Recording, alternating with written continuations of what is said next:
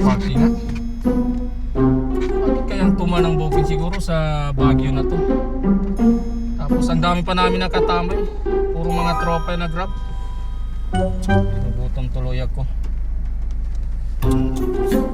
Ano, may in-order akong ice cream sa likod. Makain nga yun.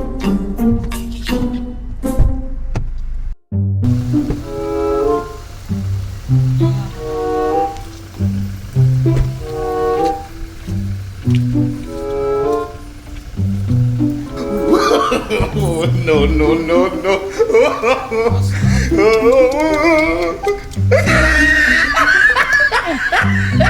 Naubos. Kanina ng tama.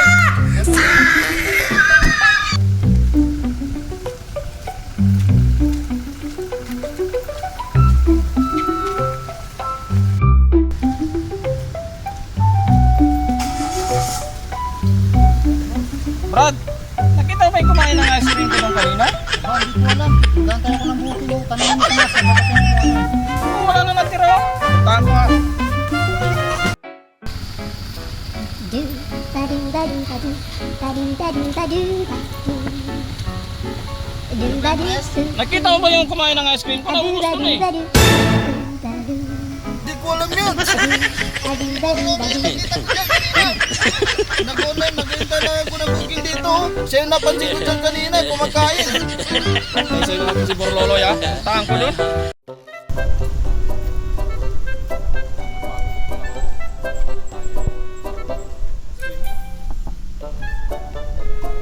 Pre, sabi ni Brad Nas, kinain mo daw yung ice cream ko.